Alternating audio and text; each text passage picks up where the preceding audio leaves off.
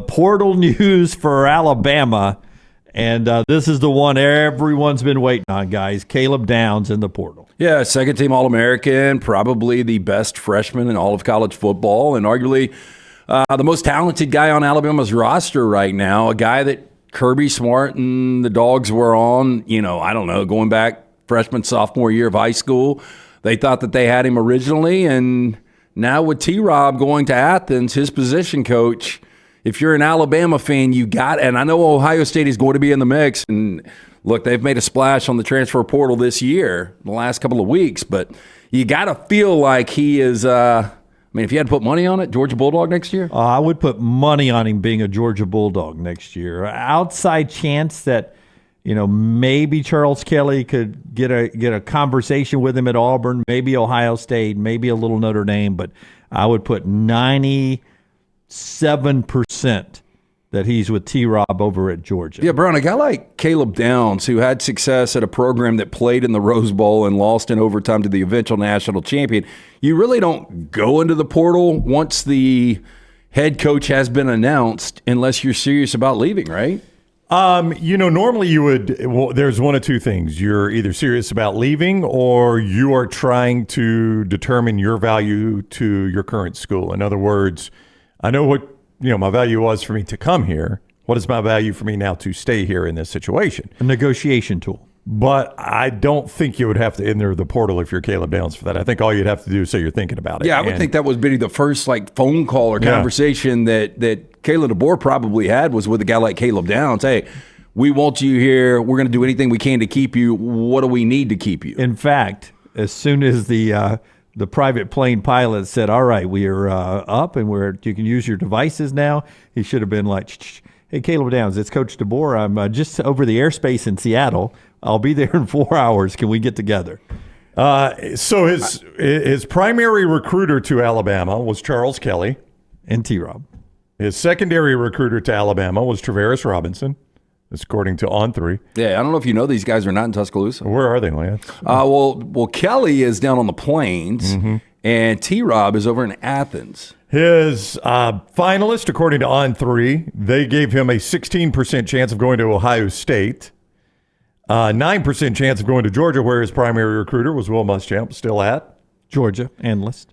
1% to Notre Dame, 1% to Clemson, and under 1% to North Carolina. Those are the ones that they listed him.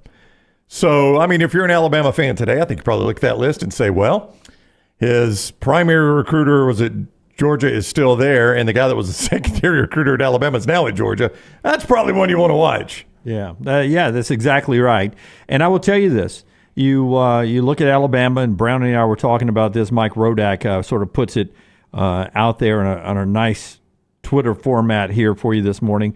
Alabama's lost 7 of its defensive backs to the transfer portal, 3 to the NFL draft. Currently, they only have 5 DBs, 5 of them, that remain on the 2023 roster. That's Malachi Moore, a starter, Devontae Smith, who has had rave reviews about Kalen DeBoer, Tony Mitchell, the big recruit from Lunsford's Thompson High School, who ran into some trouble, but he was a big-time recruit, Bray Hubbard, and Jahil Hurley. They've added Damani Jackson from USC, still not in the portal, and they've got 7 freshmen in there from the recruiting class. And then, of course, there's some Washington guys, the biggest being Jamar Muhammad, a 4-star cornerback who had a really good year for the national runner-up Washington Huskies, who you have to think that Kane Womack and company are on the phone too right now saying playing time available. Yeah. Shingle hung out here in Tuscaloosa, Alabama. They're right on the field. According to On3 Sports, he's the number 2 best available player in the entire transfer portal, and he is visiting Texas and Alabama this week, according to On3 Sports. So you'd have to think Jabbar Muhammad will get the red carpet treatment because this guy's starting day one if he transfers it. And I would think Jabbar Muhammad is a guy that really was all about Kalen DeBoer, and there's a reason he entered the portal. And, as you said, probably leverage, but guy that had 3 picks this year, a couple of sacks, over 40 tackles, all over the field. And I would think that is outside of retaining Caleb Downs right now. That's probably one of the top priorities for DeBoer and this staff. It's a floodgate right now, and I see you guys are saying Tony Mitchell rumored to be in the portal. as I said when this all started, on the afternoon that Nick Saban, just after 4 o'clock Central, announced his retirement. What was that, last Wednesday? Not even a week yet? Or a week today? A week ago today. Coming up this afternoon is when you can light your candles. So 4 o'clock this afternoon Or pour one out. will be 1 full week of Nick Saban out as the Alabama head coach. And we made the point then that everyone on that roster, including the signees by the time you get to the Western Kentucky game, could be in the portal at some point. And we've never seen this tested because there's never been a coaching change during the open portal era that had a roster like the University of Alabama had currently. There hadn't been a coaching change for this kind of roster with these rules out here. It was going to be interesting to see how it got cherry-picked over. And as we were discussing yesterday, whether you call them vultures or whatever you call those vultures, buzzards or whatever you want to call them, ugly buzzard, ugly whatever New Wimp used to say. They are picking nasty through the roster. Buzzard, nasty snake. That's right. They are picking through the roster, my man. Yeah, and not that ESPN is the end-all be-all, but I've just doing this for 20 plus years. I've just always gone to ESPN in the mornings to check out different things, and I always find it interesting what their top headline is. And their top headline, if you go to their homepage right now, is sources. Star, Bama safety, Downs, enters portal. That is their top story right now. So this is how big of a player and how big of a get this will be for somebody out there. I mean, this guy right now could, and you don't say this much in college football, true freshmen just aren't ready to play in the NFL. Julio Jones was a true freshman that could play in the NFL. Caleb Downs would start next year in the NFL. Oh, 100%. 100%. And I said it on yesterday's show, and I've said it a couple of times, that to me, he was the best freshman in America. And I know you can grade out differently, different competition around America, just at safeties, and you may have a person you think was the best freshman. Everybody's got an opinion. I think he was the best freshman in college football, and now he's not going to be in crimson and white unless there is a surprising reversal, and there is a good chance. What's the song? They sing at Georgia games, the obnoxious one. Oh, coming down the tracks, whatever. Train coming down the track. Yeah, here comes Caleb coming down that track. Is he a drunk, obnoxious Georgia fan? Because they tell me there's nothing finer in the land than that, Jim. I don't know. The last team that Kalen DeBoer watched film on was? Michigan? Yeah. Okay. Yeah, they played Michigan for a national I didn't championship. know if this is a trick question. Yeah, just 10 days ago.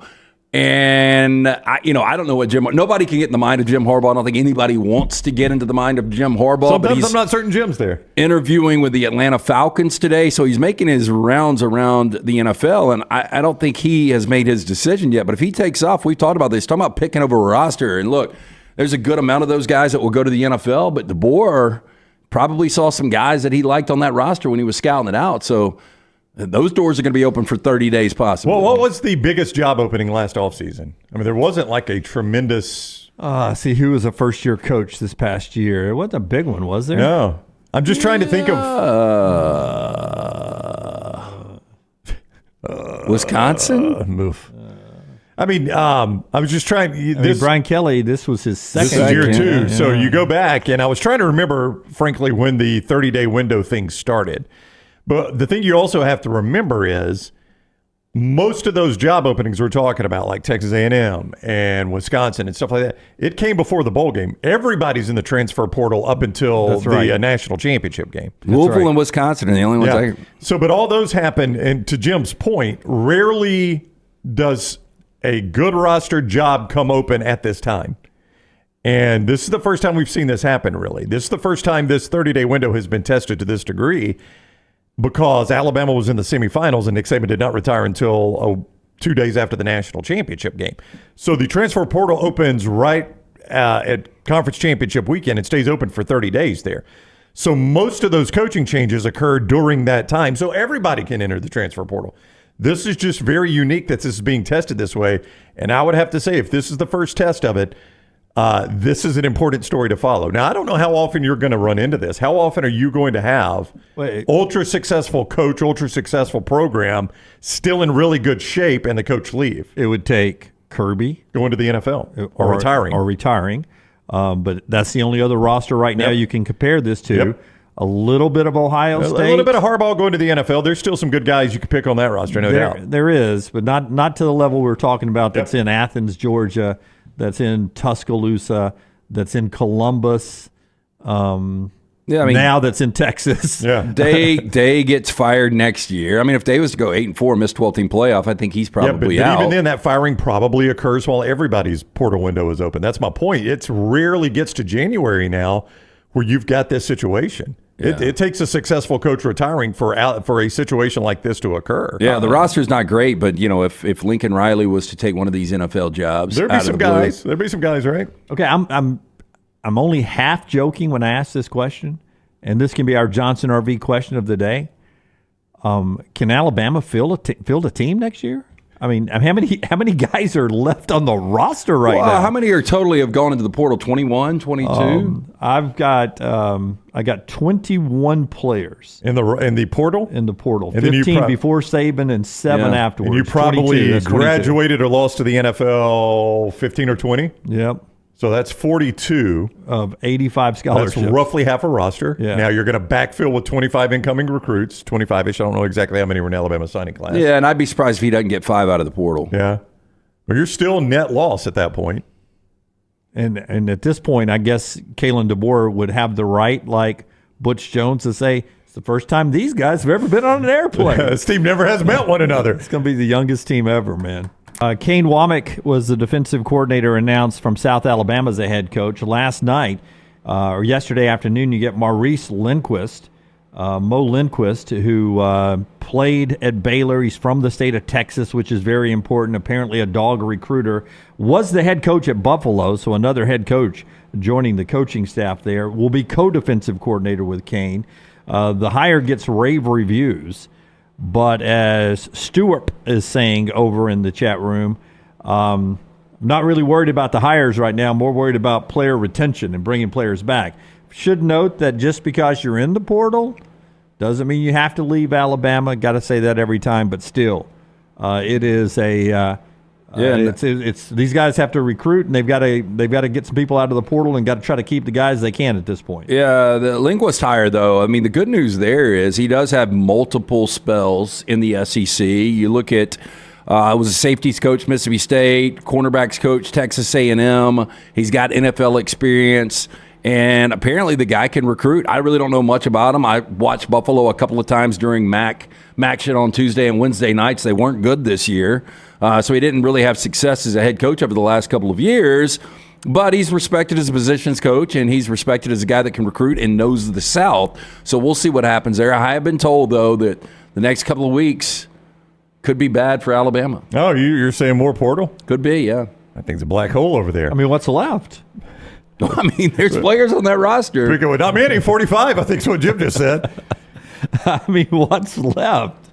At some point, there's no room left in Austin, Athens, or Tallahassee. Yeah, you know it's got to be frustrating though if you have the greatest coach of all time leave, and you're so unsure what's going to happen, and then you finally get comfortable with this hire, and you guys would give me that I think Alabama fans finally are really comfortable with Kalen DeBoer. Like, they like what they see, they like what they've heard. Yeah, nothing at all. Nothing at all wrong with Kalen DeBoer. Yeah, but the now problem is the roster. Yeah, but that's what I'm saying. Now, once Alabama fans are comfortable with the hire, like, this could be the guy. Like, if there's not going to be a great option once Nick Saban leaves, but this might be our best option. But now you start to see this roster unravel. And then, the guy that's going to get blamed is DeBoer. And really, I mean, how much of this is his fault? Yeah. Some of these guys had left already, but new destination locations today. Defensive back Des Ricks, hadn't really seen him, but his future is supposed to be bright. He's at Texas A&M as of yesterday. Linebacker Kendrick Blackshear had a role, a lot of special teams to Texas. 3 more guys out of the 2025 recruiting class reopening their commitment. So it's a ton of people out there that have gone other places. Most of them have gone to date to Florida State. Georgia and Texas are about to catch up quickly. I just disagree with that. Brandon saying not retaining Caleb Downs 100% his fault. Look, he tried to hire Travaris Robinson. The guy that didn't want to hire T-Rob as the defense coordinator was Nick Saban. You couldn't. Well, I don't know if that's true. I don't know if Saban didn't want to hire him as defensive coordinator. He could have.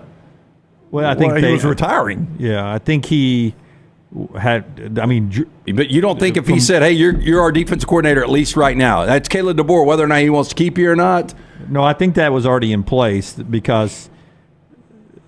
I mean, Kevin Steele retired before Nick Saban. Before Kevin Steele did, before Nick had even decided he was retiring, Kirby Smart and them were reaching out to T-Rob. No, T-Rob was in the mix to go to Georgia, and they tried to retain him. And according to people I trust, T-Rob even came back to Tuscaloosa on Sunday or hadn't left Tuscaloosa on Sunday and had a lengthy conversation with Caleb DeBoer. But you don't believe if once Kevin Steele retired, if Nick Saban said, "Hey, you are a guy, we want you to be the defense coordinator, whether I'm here or not," and then it'll be ultimately the next coach's, choice. Well, the problem with that is whether I'm here or not. All of a sudden, T-Rob would have called somebody and said, what's that mean? Nick Saban's telling me whether I'm here or not. No, I mean, I think. Was there not a report that Saban was going around the complex and making sure guys signed their extensions?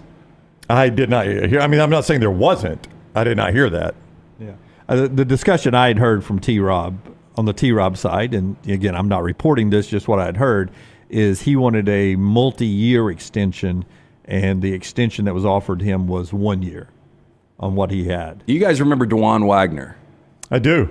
Yeah, and he was such a good, at least collegiate player. His dad, Milt, got hired on, was it Calipari's staff?